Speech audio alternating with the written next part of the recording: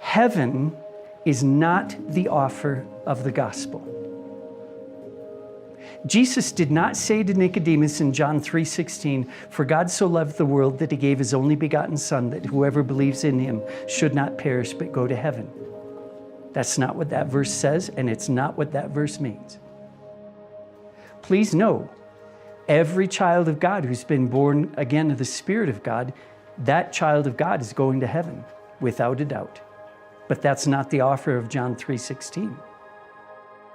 I always thought that eternal life is something I could anticipate in the future. Eternal life is not a place I enter once I die. Eternal life is a person who enters me before I do. The offer of the gospel is not heaven, it's life, eternal life. What's eternal life? Eternal life is God's quality of life. And eternity is marked by timelessness. Time is marked by change, so I know it's 11:41 right now. And pretty soon it's going to change that last number to 11:42. Time is marked by change. Eternity is marked by timelessness or changelessness. Eternity is the state of never changing. That is why the one word that we can use in the English language to define and describe eternity is the word now. Now. When God came through Christ with the offer of the gospel, he offers us a quality of life that comes directly from God himself. And he imparts that life to me in the here and now, not someday, but today. Not there, but here. And it is a whole different quality of life. It is eternal life, it is God's life, it is victorious life, it is overcoming life, and it is indestructible life. Life is the offer of the gospel. And it's interesting that Paul says, the Spirit of him who raised Jesus from the dead dwells in you.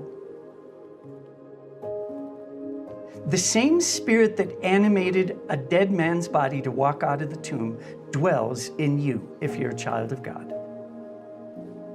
Death is weakness taken to its greatest degree.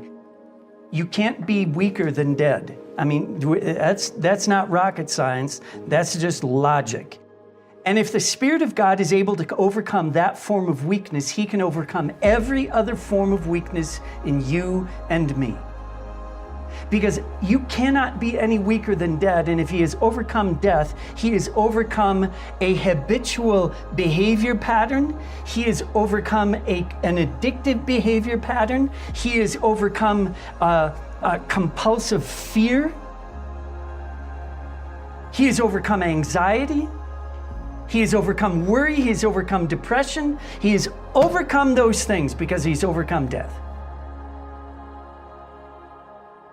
And that Spirit dwells in you. What a privilege to be a Christian, just a normal Christian.